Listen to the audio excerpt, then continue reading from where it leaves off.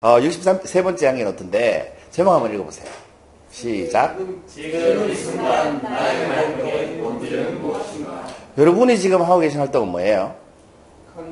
강의 듣기입니다. 그죠? 이 강의 듣기를 하시는 본질이 뭐냐를 물어볼 수 있죠. 지금 이 순간 여러분은 강의를 듣고 계시니까. 사람은 누구나 활동을 하죠. 매 순간. 그 매 순간 활동을 할 때 그 활동의 본질이 뭔가를 한번 물어보자는 거죠.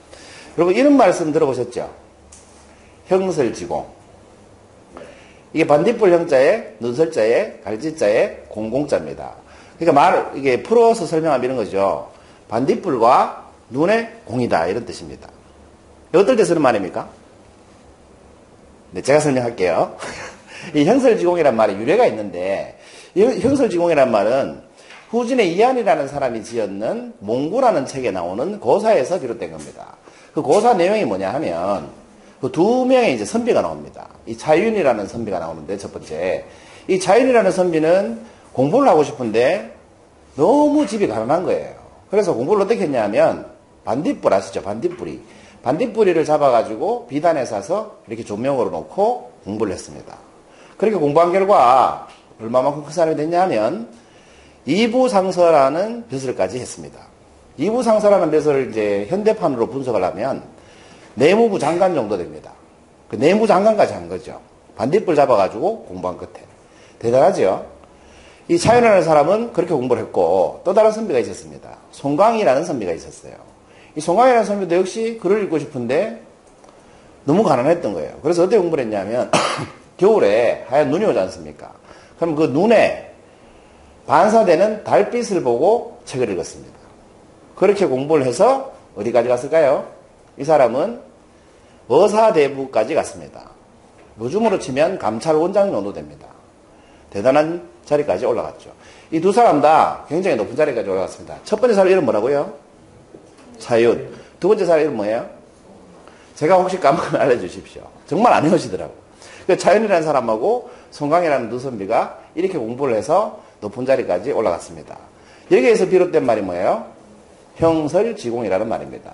한 명은 반딧불을 보고 공부를 했고, 한 분은 뭐예요? 눈에 반사된 달빛을 보고 공부를 했고. 그러니까 뭐예요? 반딧불과 달빛에 반사된 눈의 밝음으로 그 공으로 공부를 했다. 이런 뜻입니다. 그러니까 고난이 닥친 상황에서 어렵게 공부해서 성공한 사람들을 보고 형설지공이다. 이렇게 얘기를 하죠. 이 형설지공에서 공부하는 상황에 있는 서재를 뭐라고 하냐면, 그 공부하는 환경을 뭐라고 하냐면, 형창설안이라고 합니다. 그 풀이하면 뭐가 됩니까? 창문은 반딧불 위에 불빛으로 되어 있고, 책상은 눈으로 되어 있다라는 뜻입니다. 그만큼 어려운 환경에서 공부를 했다는 뜻이죠. 근데 이 비하인드 스토리가 참 재밌습니다. 차윤이라는 사람하고 누구요? 송강이라는 사람의 그 뒷이야기가 참 재밌습니다. 한 사람은 의사대보가 됐고 한 사람은 뭐가 됐어요? 현대판으로 말하면 내무부 장관 정도가 됐잖아요. 이 두 사람이 이제 서로 왕래를 하는 사이였는데 차윤이 송광의 집에 갔습니다. 그랬더니 송광이 없는 거예요. 그 어디 갔냐라고 물어봤더니 저쪽에 가보라고 하더래요. 저쪽에 가보니까 이 사람이 계속 하늘을 쳐다보고 있는 겁니다. 이번에 공부를 안 하고 왜 하늘을 쳐다보고 있는가 이렇게 물었더니 이 사람이 뭐라고 얘기하냐면 오늘도 눈 내릴 기미는 안 보이는군. 눈이 내려야 공부를 하는데 눈이 안 내리니까 눈 내리기를 기다리고 있었던 겁니다.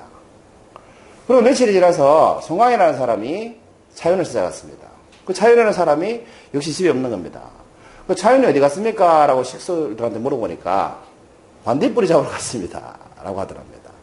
이 사람은 반딧불이 있어야 공부를 하니까 반딧불 잡으러 간 거죠. 그런데 이미 성공했지 않습니까? 그런데도 반딧불 잡으러 가고 뭐하러 갔어요? 눈 오길 기다리러 간 겁니다. 공부는 하지 않고. 왜 그랬을까요?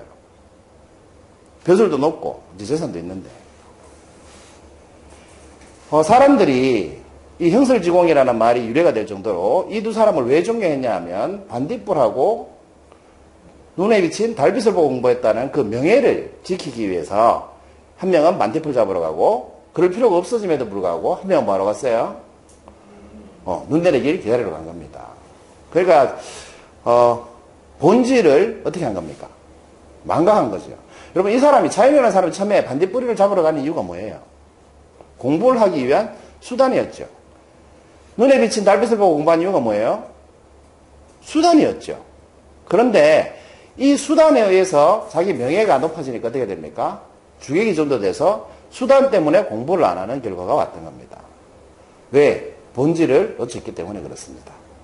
오늘 주제가 뭐니까 여러분? 그래요. 지금 이 순간 나의 활동의 본질은 무엇인가? 이걸 항상 물어봐야 됩니다. 여러분, 돈을 버는 본질은 뭐겠습니까? 그래, 돈을 왜 벌어야 되죠? 먹고 살라고 돈을 법니까? 돈을 벌어서 내가 원하는 꿈을 이루고, 돈을 벌어서 내가 하고 싶은 거 하고, 돈을 벌어서 내가 갖고 싶은 거 가지고, 돈을 벌어서 내가 사랑하는 사람한테 뭔가 해주고 싶은 걸 해주기 위해서 우리는 돈을 벌지요. 그런데 정말 이게 현실적으로 한번 제가 드릴 때 질문을 한번 해보십시오. 지금 이 순간 내가 하는 활동의 본질은 무엇인가? 한번 물어봐 보십시오. 돈을 벌다 보면 자기도 모르게 사람이 어떻게 됩니까? 돈을 벌기 위해서 돈을 버는 사람이 됩니다. 그래서 돈을 벌다 보면 돈을 벌기 위해서 돈을 벌게 되고 그 돈을 버느라고 애들하고 놀 시간이 없습니다. 사실은 왜 돈을 법니까? 애들하고 행복하게 잘 살라고 돈을 버는데 돈 버느라고 애들하고 놀 시간이 없습니다. 돈 버느라고 아내하고 대화할 시간이 없습니다. 돈 버느라고 뭐 할 시간이 없습니까? 여행 갈 시간이 없습니다. 돈 버느라고 뭐 할 시간이 없습니다. 왜? 본질을 놓쳐버렸기 때문에 그렇습니다. 여러분 여기에 강의 배우러 오시잖아요. 공부하러 오셨잖아요. 그죠? 여러분 왜 이게 공부하러 오셨습니까? 공부하는 데가 있습니까? 강의 배우는 데가 있습니까? 절대 그렇지 않다는 겁니다. 아까 앞에 강사님이 화람표에 있어서 화람표에 쓰다 보니까 자기 책이 나왔는데 자기 책이 나오는 데가 있습니까? 화람 페이지 쓰는 데가 있습니까? 그건 행위죠, 행위. 이건 수단이죠. 읽고 쓰는 것은 도구이고 수단입니다. 그럼 책을 왜 써야 되겠는가? 본질적으로 한번 생각을 해보면 그때 우리가 정체성 찾기를 했을 때 나온 게 뭐예요? 자기 사명과 비전이 있죠. 그런 사명과 비전을 뭐 하기 위해서? 현실로 만들기 위해서 책을 쓰고 책을 읽고 강의를 하러 다니는 겁니다. 그런데 막 쓰는데 또 몰입하다 보면 본질을 잃어버립니다. 쓰기 위해서 쓰는 사람으로 사는 거죠. 쓰기 위해서 쓰는 사람 살다 보면 어떻게 돼요? 궁극적인 걸 놓치게 됩니다. 행복하지가 않은 거예요. 어느 순간. 그런 게 뭡니까? 즐거움이 아니고 일이 되어버리는 겁니다. 노래자가 되거나 강박관념이 되거나 그런 식으로 본질이 바뀌어버린다는 겁니다. 그래서 우리는 매 순간 내가 지금 하고 있는 활동에 본질의 뭔가를 좀 물어볼 필요가 있어요. 우리가 뭔가 어떤 활동을 할 때 커피 한 잔을 마시든 책을 한 줄 읽든 거기에 대한 본질을 놓치지 말았으면 좋겠다는 겁니다. 그렇지 않습니까? 여러분도 눈 떠서 내가 양치질 할 때 내 본질부터 직장에 가서 일할 때 내가 왜 이 일을 하고 있느냐에 대한 그 본질, 내가 여자친구를 만나서 여자친구를 만날 때 만나고 있는 활동에 대한 내 본질, 이것을 늘 질문한다면 좀 내가 사는 모습이 달라지지 않을까 그런 생각을 해봤습니다. 그래서 여러분 눈 떠서 눈 감을 때까지 그게 매 순간이잖아요.